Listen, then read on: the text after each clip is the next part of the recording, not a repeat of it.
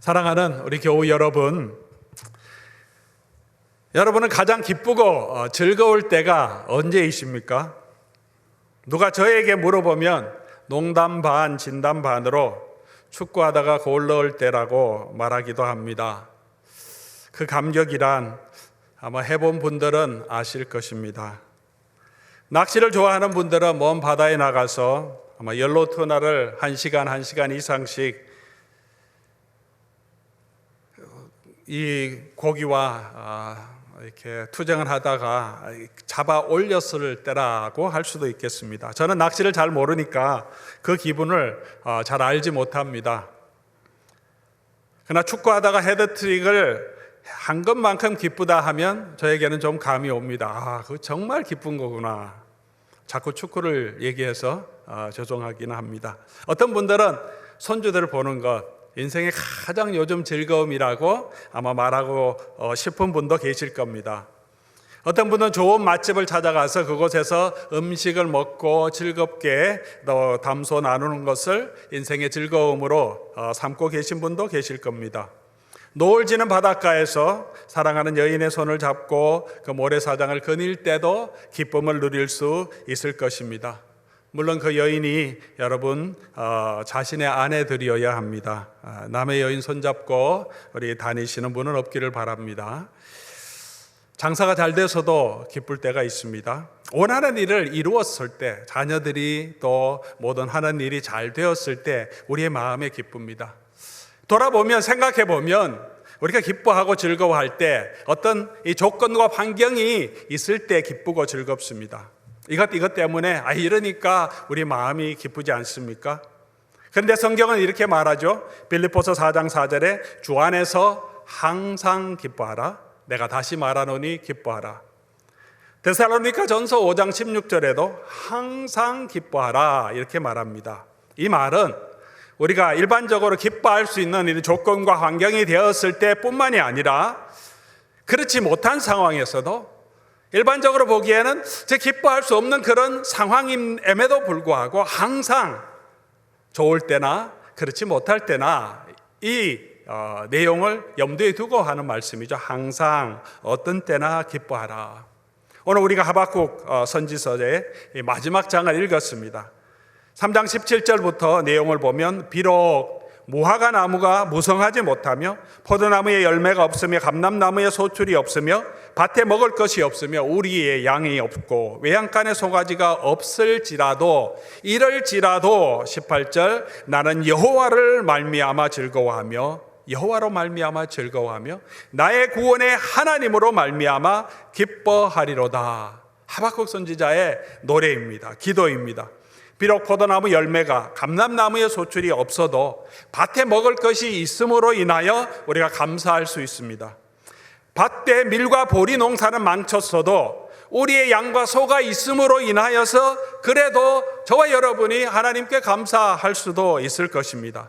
그런데 이 모든 것들이 없을지라도 우리는 즐거워하고 기뻐할 수 있습니까?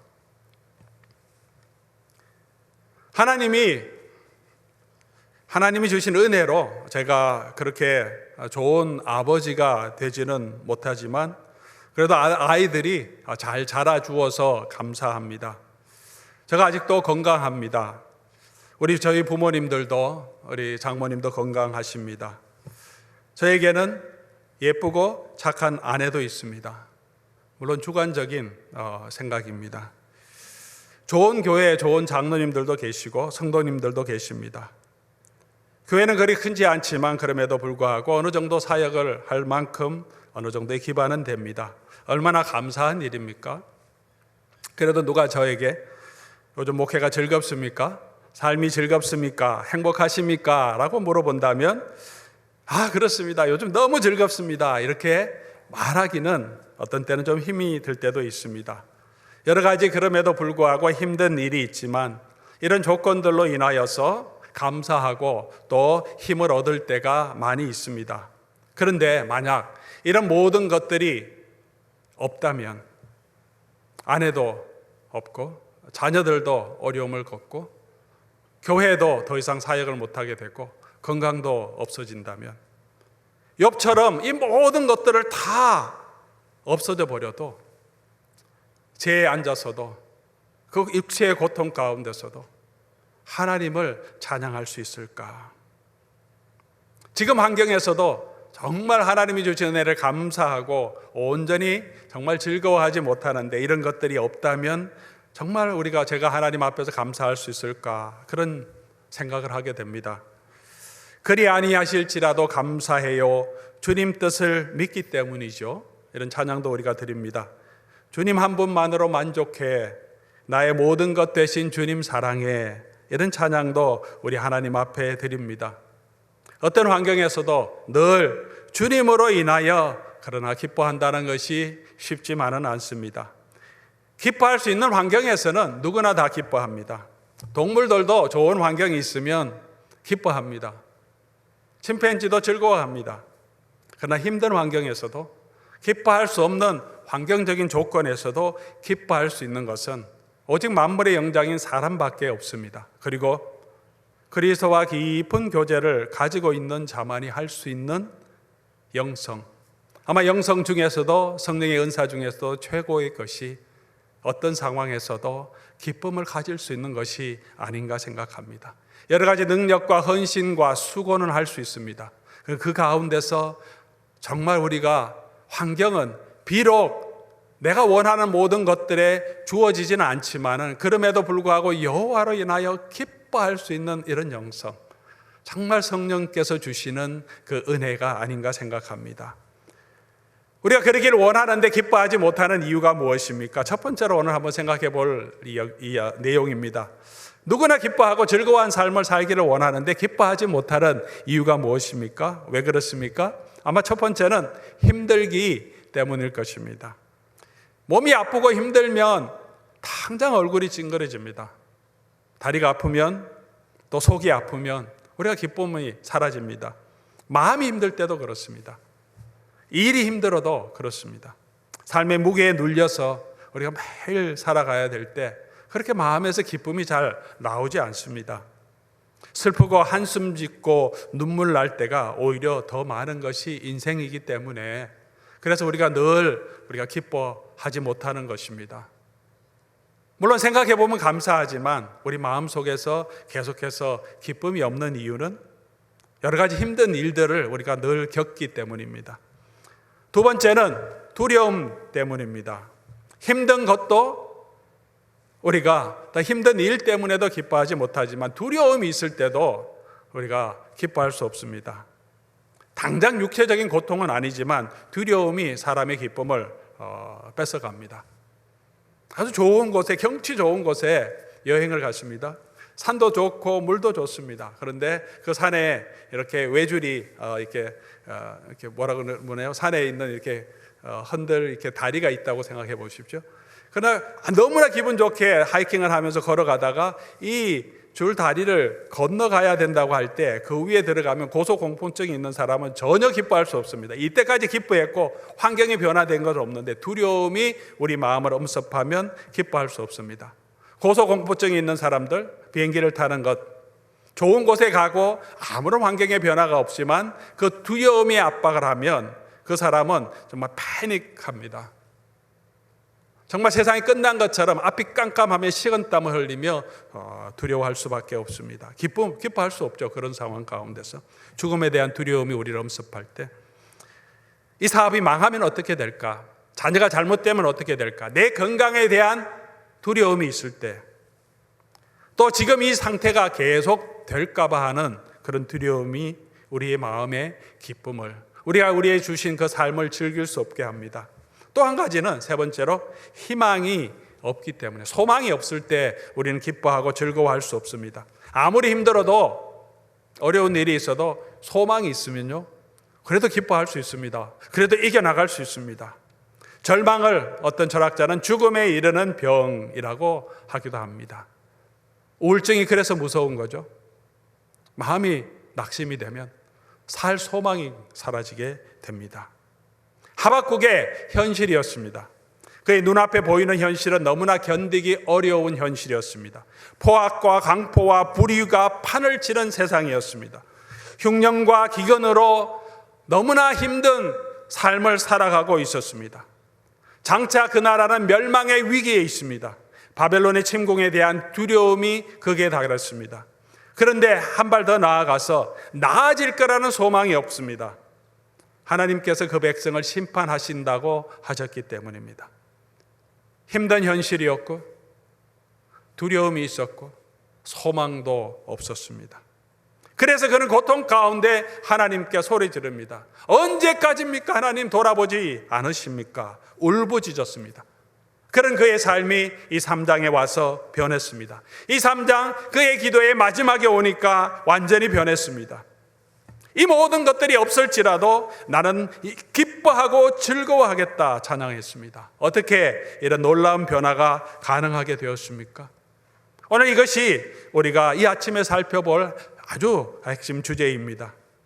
그리고 우리가 붙들어야 할 오늘 이 예배 가운데 하나님께서 저와 여러분에게 주시는 말씀이고, 우리도 이 말씀을 통하여서 비록 내가 원하는 그것이 지금 당장 내게 주어지지 않더라도, 환경이 아직은 좋아지지 않더라도 우리 속에 여호와로 인하여 기뻐하는 그 기쁨이 충만할 수 있는 그 은혜를 함께 발견할 수 있기를 바랍니다. 두 번째로 우리가 생각해 볼 것이 이 주제입니다. 오늘 본문에서 하박국이 고백한 것처럼 우리가 환경에 구애받지 않고 기뻐할 수 있는 그 방법은 무엇입니까? 첫 번째로는 기쁨의 대상이 바뀌어야 합니다. 하박국이 간절히 소원했던 것은 공의가 강같이 흐르는 나라였습니다. 하나님의 영광이 이 땅에 나타나는 것이었습니다. 다윗의 영광을 재현하여 강력한 국권을 회복하는 것이었습니다.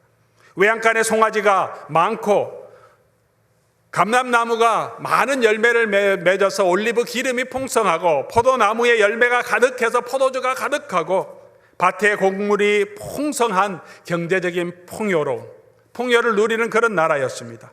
그런데 그가 처한 현실은 그렇지 못했습니다. 그래서 그는 애통했고, 그래서 그는 기뻐할 수가 없었습니다. 그런데 그의 탄식이 변합니다. 환경은 변한 것이 없는데 그가 이제는 여호와로 인하여 기뻐하겠다고 말합니다. 17절 18절 내용이죠. 비록 이 모든 것이 없어도 바뀐 것이 있습니다. 기쁨의 대상이죠. 그전에는 이런 환경을 소망했습니다. 하나님이 주시는 이런 평화의 나라, 다윗의 나라를 회복하는 그 영광을 꿈꾸었고, 그 공의가, 그 영광이 나타나지 못하는 것으로 인하여 안타까워했는데, 이제는 그것이 아니라 여호와로 인하여 즐거워하고 구원의 하나님으로 인하여 기뻐하겠다라고 그런 말하고 있습니다. 우리가 때로는 이런 말을 합니다. 사랑이 밥 먹여주냐. 여러분도 그런 말을 또 자녀들이나 친구들이나 후배들에게 해보셨는지 모르겠습니다. 특별히 오래 살아도 온 부부들이 젊은 연인들에게 또 자녀들에게 이렇게 얘기할 때가 있죠. 사랑하면서 죽고 못 살면 사랑이 밥 먹여주는 거 아니다. 현실이 더 중요하다. 경제력도 있어야 된다. 그렇게 말합니다. 그런데 경제력이 있으면 행복합니까? 인생에 즐거움이 있습니까? 먹고 살만하고 모든 것을 갖추었는데 마음의 허무함, 왜 그런 허무함이 들고 또 새로운 사랑의 로맨스를 찾기 위해서 외도도 하고 이런 일들이 일어납니까? 경제적인 풍요로움으로 우리가 즐거워할 수가 없기 때문입니다. 사랑하면 집은 하나 없더라도, 부부가 사랑하면 은퇴연금이 많이 없더라도, 계획은 많이 없더라도, 그냥 정부에서 주는 보조금으로 살아갈 수밖에 없는 현실이라도 부부가 서로 사랑하면 그 가운데는 기쁨이 있습니다. 하루 종일 밖에서 수고하고 힘들어도 사랑하는 아내가 있다면, 서로의 사랑의 관계가 있다면 집으로 돌아가는 것이 즐겁습니다. 집안에서 위로를 얻을 수 있습니다. 행복을 다시 누릴 수 있습니다. 다음날 아침 다시 일하러 나갈 수 있는 기쁨이 있습니다. 직장에서 아무리 큰 어려움을 겪더라도 그것을 해소해 줄 수 있는 사랑하는 관계가 있을 때 그 삶에는 기쁨과 즐거움이 있습니다. 사랑이 밥 먹여주나 하지만 사랑이 정말 우리 속에 기쁨을 줍니다. 관계로 인해 힘들 때가 많습니다. 우리의 대부분 힘든 것은 사실은 관계 때문일 것입니다. 모든 것을 떠나서 자연으로 돌아가서 단순한 삶을 통하여서 자연의 즐거움을 맛보며 사는 것이 기쁨이라고 하는 사람도 있습니다. 꽃을 보면서, 숲을 보면서, 새소리를 들으면서 아침에 햇살에 상쾌함을 누리면서 이것이 즐거움이구나 그렇게 말하는 사람도 있습니다. 그러나 관계로 인하여 아픔도 있지만 그 기쁨보다, 아침의 서소리의 기쁨보다 사랑하는 손주들의 깔깔거리며 웃는 소리, 무엇이 더 우리를 기쁘게 합니까? 자녀로 인하여서 우리가 마음 아파할 때도 있지만 그 자녀들을 보면서 자녀들과 함께 관계를 하면서 우리가 얻는 그 기쁨은 자연을 바라보고 자연 속에서 무의도식하면서 누리는 그 기쁨과 비할 수 없는 다른 차원의 기쁨을 우리가 누릴 수 있습니다. 그것이 관계를 통해서 얻는 기쁨입니다. 하나님이 사람을 그렇게 하나님의 성품으로 인격적인 존재로 창조하셨기 때문에 사람은 그 관계 가운데서, 하나님과의 바른 관계 가운데서 가장 큰 즐거움을 누리게 됩니다. 사람들의 관계가 힘든 것은 우리의 몸이 서로를 섬기며 하나님을 섬기지 않고, 우리의 마음이 하나님을 섬기지 않고 죄와 욕심 가운데 있기 때문에, 관계 때문에 아파합니다. 그러나 여전히 그 관계를 통해서 우리는 가장 큰 즐거움을 누릴 수밖에 없는 사람입니다. 사람 관계를 통해서는 실망과 또 아픔을 경험합니다. 그러나 변치 아니하시는 하나님, 영원히 우리를 사랑하시는 하나님, 그 하나님과의 관계 가운데 우리가 깊이 들어갈 때 우리가 여호와로 인하여 기뻐하는 그 기쁨을 누리게 됩니다. 하나님이 주시는 것들로 만족하는 것도, 그렇게 주심을 간구하는 것도 믿음입니다. 그러나 더 깊은 믿음은 하나님이 내게 주시는 그것이 아니라, 하나님이 내게 허락하신 그 환경이 아니라 여호와로 인하여 기뻐하는 것입니다. 이사야서 40장 31절에 이렇게 말합니다. 오직 여호와를 앙망하는 자는 새 힘을 얻으리니 독수리가 날개치며 올라감 같을 것이요. 늙어도, 아니죠, 늙든지 젊든지 상관없이 여호와를 앙망하는 자는 그 가운데 하나님이 주시는 그 힘, 하나님이 주시는 그 능력이 있다는 것입니다. 예수 그리스도께 나아가는 자는 내가 주는 물을 마시는 자는 영원히 목마르지 아니하리니 내가 주는 물은 그 속에서 영생하도록 솟아나는 샘물이 되리라. 예수님께 나아가고 그 예수님 안에 있는 자, 이 예수님과 연합된 자, 그 속에서 생수가 되어서 주님이 주시는 그 은혜와 기쁨이 날마다 솟아나게 하신다고 하십니다. 우리는 하나님의 주시는 것만을 바라보는 자가 아니라 우리에게 구원을 주시는 그 하나님으로 인하여 기뻐하는 저와 여러분 될 수 있기를 바랍니다. 사랑하는 교우 여러분, 이제는 우리에게 구원을 주시는, 나에게 구원을 주시는 그 하나님으로 인하여 기뻐할 수 있기를 바랍니다. 이제까지는 하나님이 주신 구원으로 기뻐했다면 우리의 기쁨의 대상이 이제는 그 하나님이 될 수 있기를 바랍니다. 그런데 이것이 그냥 되는 것이 아닙니다. 그렇게 해야 되겠다고 우리 마음이 변하는 것이 아닙니다. 이런 과정이 필요합니다.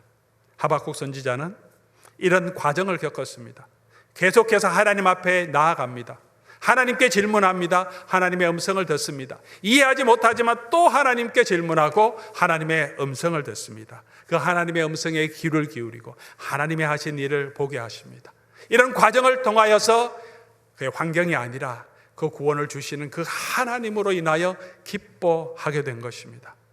사랑하는 성도 여러분, 우리도 이런 과정을 거쳐서 우리 하나님께로 나아갈 수 있기를 바랍니다. 이해되지 않더라도 하나님께 나아가고 하나님의 하시는 그 말씀을 듣고 하나님이 구원하시는 그분의 성품을 바라보면서 그리 아니하실지라도 나의 생각보다 더 크신 하나님, 나를 잊지 아니하신 하나님, 나의 힘이 되시고 나의 소망이 되시고 나의 선한 목자가 되어주시는 그 하나님과 예수 그리스도를 바라보며 그분으로 인하여 우리가 기뻐하고 그분으로 인하여 즐거워하는 저와 여러분 될 수 있기를 주의 이름으로 간절히 소원합니다. 우리가 섬기는 하나님은 그를 바라보는 자들을 만나주시고 들어주시고 그 탄원을 응답하시며 위로하시며 기쁨을 주시는 참 좋으신 하나님이십니다. 그 하나님으로 인하여 기뻐하는 저와 여러분 될 수 있기를 주의 이름으로 간절히 소원합니다. 두 번째로 우리는 하나님의 시간에 우리 자신의 시간을 맞추어야 기뻐할 수 있습니다. 제가 오래전에 휴스턴으로 가기 위해서 아리조나를 피닉스를 경유해서 가는 비행기표를 끊었습니다. 아리조나 피닉스에 내리니까 2시간이 남았더라고요. 그러면 이제 아침도 먹고 또 커피도 한잔 마시고 아주 여유 있게 1시간 전에 게이트로 갔습니다. 그랬더니 이미 게이트 문이 닫혀 있고 탑승객이 아무도 없습니다. 카운트에 있는 승무원에게 물어보니까 지금 이미 출발 준비를 하고 있다는 거예요. 왜 그러냐 그랬더니 시간 됐다는 거예요. 아니 시간 1시간 남았는데 그랬더니 거기 있는 시간을 보니까 1시간 빠른 거예요. 제가 계속 LA 시간을 보고 아직 2시간 남았네 그러고는 커피도 마시고 아침도 여유 있게 먹고 아주 여유 있게 1시간 전에 이 탑승구로 갔던 것입니다. 시간이 안 맞으니까 아주 제 인생을 즐겼는데 실망하게 되었습니다.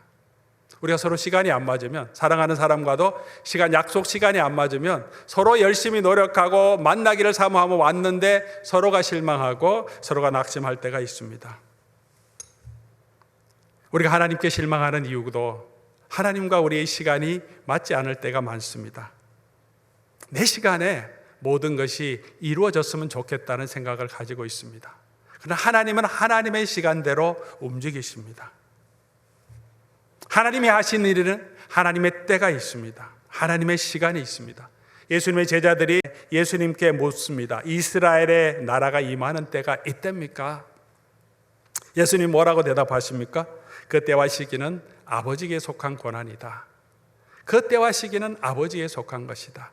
하나님이 주권적으로 하나님의 구원을 이루시는, 우리에게 은혜를 베풀어 주시고 우리의 삶을 함께 해주시는 하나님의 시간들이 있다는 것입니다.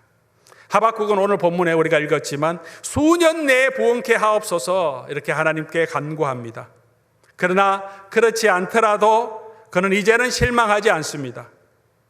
수년 내에 다시 회복되었으면 좋겠다는 여전한 소망이 있기는 합니다만은 그렇지 않더라도 그는 이제는 그 하나님의 시간에 맡깁니다. 사랑하는 성도 여러분, 우리도 하나님 앞에 간구할 때 여전히 하나님이 이때에 하나님 속히 응답해 주시옵소서 간구할 수 있습니다. 그러나 간구는 하지만 그리 아니하실지라도 역사를 주관하시는, 우리를 구원하시는 그 하나님의 손에, 하나님의 시간에 우리의 시간을 맞춰 갈 수 있기를 바랍니다. 1987년 6월이죠. 6.29 선언이 있었던, 직선제 개헌을 했던 때가 있습니다. 그때 저도 그 현장에 있었지만 모든 대학의 대학생들이 나오고, 뭐 대학생들만 데모한 것이 아닙니다. 직장인들도 와이칼라도 와이셔츠를 입고 그냥 길거리로 쏟아졌습니다. 운전기사들도, 버스 기사들도 버스를 운전하면서 광화문 쪽이 남대문 앞에 엄청나게 막히지만 함께 빵빵거리면서 모두가 외쳤습니다. 독재타도 호언철폐. 그렇게 해서 그 당시에 전혀 이루어질 것 같지 않았던 직선제 개헌이 이루어졌습니다. 이것을 6월 항쟁이라 부르기도 합니다. 당시만 해도 대통령을 직접, 대통령 선거인단이 아니라 직접 국민이 뽑는다는 그것은 거의 불가능한 것 같은 것처럼 여겨졌습니다. 그렇게 외쳐도 가능할까 하는 생각을 가지고 있으면서 그렇게 모든 시민들이 나가 외쳤습니다. 그러나 30년도 지나지 않았지만 이제 직선으로 대통령을 뽑는 건 너무나 당연한 일이 되었습니다. 모든 일도, 인류의 역사도 때가 있습니다. 전혀 될 것 같지 않았지만 역사의 수레바퀴가 굴러가면 너무나 쉽게 그 모든 것이 이루어지는 것을 보게 됩니다. 지금 우리가 우리의 현실을 볼 때는 아무것도 되는 것이 없고 굴러가는 것 같지 않지만 하나님의 구원의 역사의 수레바퀴 안에서 지금도 하나님은 일하고 계십니다. 하나님의 때에 하나님께서는 그의 구원을 이루십니다. 수년 내에 부흥케 하옵소서 했는데 600년이 걸렸습니다. 하나님이 당신의 아들을 이 땅에 보내주셨습니다. 그러나 보니 그때가 복음이 온 땅으로 전파될 가장 적절한 역사적인 시기였다는 것을 다시 돌아보면 알 수 있습니다. 로마 제국 안에서 모든 이 유럽과 아시아가 연결되어 있습니다. 도로가 연결되어 있습니다. 어디든지 갈 수 있습니다. 복음을 들고 있으면 나라에 상관없이 온 지역을 갈 수 있는, 복음이 땅끝까지 이룰 수 있는 역사에 한 번밖에 없는 기회였습니다. 그때 하나님께서 당신의 아들을 이 땅에 보내주셨습니다. 하나님은 하나님의 계획이 있고 하나님의 시간이 있습니다. 우리의 시간은 아니지만 우리의 시간을 하나님 앞에 맞출 때 가장 놀랍게 역사하시는 하나님의 구원을 저와 여러분이 경험할 수 있습니다. 때로는 우리 사랑하는 우리 가족들이 먼저 하나님의 부름을 받고 떠나갑니다. 우리는 영원한 이별이라고 하기도 합니다. 마음이 아플 때가 있습니다. 그러나 하나님 시간은 천년이 하루 같고 하루가 천년 같다고 하셨습니다.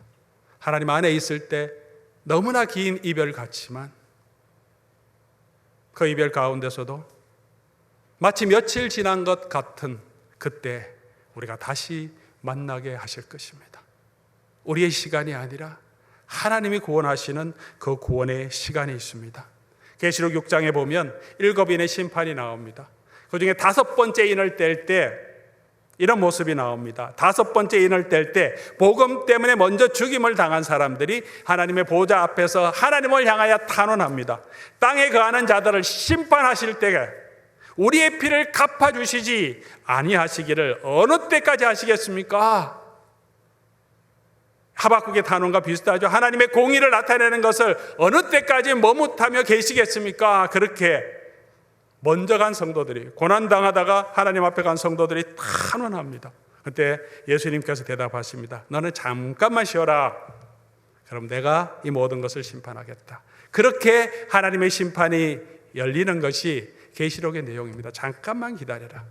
그 잠깐의 시간이 지금 2000년이 지났습니다. 그러나 잠깐만 기다리면, 잠시 쉬면 하나님께서 당신의 아들을 다시 보내주시고 예수님이 다시 오셔서 우리를 구원해 주시겠다고 약속해 주셨습니다. 우리의 시간이 아니라 하나님의 시간에 우리의 시간을 맞추고 하나님의 구원을 바라보면 우리가 조금은 마음의 여유를 가지고 구원하신 그 하나님을 바라볼 수 있게 해 주실 것입니다. 주님의 시간에 주의 뜻 이루어지리 기다려, 이런 찬양이 있죠. 주님의 시간에 나의 시간을 맞추고 조금 넉넉하게 그 주님께 맡기며 걸어갈 수 있는 저와 여러분 될 수 있기를 주의 이름으로 간절히 소원합니다. 세 번째, 오셔서 구원하실 주님을 바라봄으로 우리가 기뻐할 수 있습니다. 지금 하박국의 현실은 절망입니다. 희망이 없습니다. 무화과 나무도 말랐고 포도나무 열매가 없고 송아지도 없다고 말합니다. 이 상황에서 헤어날 수 있는 길도 없어 보입니다. 그러나 느헤미야가 기뻐할 수 있는 것은 오셔서 구원하신다고 하시는 그 하나님의 약속을 바라보았기 때문입니다.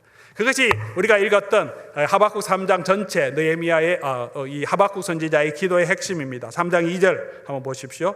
여호와여, 내가 주께 대한 소문을 듣고 놀랐나이다. 어떤 소문입니까? 주님이 오신다는 소문이죠. 3절, 하나님이 대만에서부터 오시며 거룩한 자가 바란산에서부터 오시는도다. 그 영광이 덮고 찬송이 세계에 가득하도다. 4절, 그의 광명은 햇빛 같고 광선이 그의 손에서 나오며 그의 권능은 속에 감추었도다. 그가 서신 적 땅이 진동하고 그가 여러 나라를 전율하고 영광이 산이 무너지며 무궁한 작은 산이 엎드러지며 그가 행하심은 예로부터 그러하다. 13절, 주께서 주의 백성을 구원하시려고 기름 부음 받은 자를 구원하시려고 나오사, 하나님이 이렇게 영광스럽게 오셔서 그 백성을 구원하시기 때문에 그 여호와로 인하여 기뻐한다고 말합니다. 그렇게 영광 가운데 하나님께서 당신의 아들을 이 땅에 보내주셨습니다. 그리고 재림 때에는, 그분이 다시 오실 때에는 더 큰 영광으로 오셔서 이 세상의 모든 왕들을 심판하십니다. 우리의 수고를 끝내시고 사망을 이기시고 우리에게 영원한 생명을 주십니다. 보화로 가득한 새 예루살렘으로 우리를 이끄십니다. 하나님과 그의 독생자를 우리의 눈으로 보게 하십니다. 우리에게는 이 소망이 있기 때문에 비록 지금은 무화과 나무의 잎이 마르고 포도나무의 열매가 없어, 지금 우리의 환경은 어려워도, 지금 우리의 육체는 점점 노쇠하고 후패하고 연약해져 가고 병 가운데 죽음으로 갈지라도 우리에게는 이런 소망, 다시 오셔서 구원하실 그 예수 그리스도 재림의 소망이 있기 때문에 우리가 그것을 바라보기 때문에 우리가 여호와로 인하여 기뻐할 수 있는 것입니다. 의인은 믿음으로 살리라 라고 하박국 선지자가 고백합니다. 그 믿음이 무슨 믿음입니까? 다시 오셔서 구원하실 재림의 주를 바라보는 믿음입니다. 이 믿음이 지금의 삶의 여러 가지 어려움 가운데, 부활의 소망이 우리의 삶의 고난 가운데, 때로는 죽음을 직면한 현실 가운데 여전히 그 구원의 하나님으로 인하여 기뻐할 수 있는 우리의 소망의 근거가 되기를 원합니다. 사랑하는 우리 교우 여러분, 우리의 삶의 현실은 만만치가 않습니다. 질병도 있습니다. 사업의 어려움도 있습니다. 자녀들의 걱정도 있습니다. 걱정하고 근심하는 많은 일들이, 우리를 두렵게 하는 많은 일들도 있습니다. 그러나 내가 원하는 시간에 내가 원하는 그것이 주어지지 않더라도 우리는 구원의 하나님으로 인하여 즐거워하고 기뻐하는 저와 여러분 될 수 있기를 주의 이름으로 간절히 소원합니다. 그렇게 주를 바라보고 나아가면 우리로 하여금 조금 더 하나님을 알게 하시고 그 예수 그리스도의 은혜를 알게 하시고 우리가 조금 더 믿음으로 살아갈 수 있도록 성령께서 저와 여러분들을 든든히 붙잡고 인도해 주실 줄 믿습니다. 그 하나님을 바라보며 이 시간 함께 우리 하나님 앞에 찬양하는 시간 가지고 한번 기도하면 좋겠습니다. 나의 소망 되신 주를 바라봅니다. 낮이나 밤이나 언제나 영원히 우리 주님만 찬양하기를 원합니다. 우리 하나님 앞에 우리 같이 한 목소리로 찬양 드리겠습니다.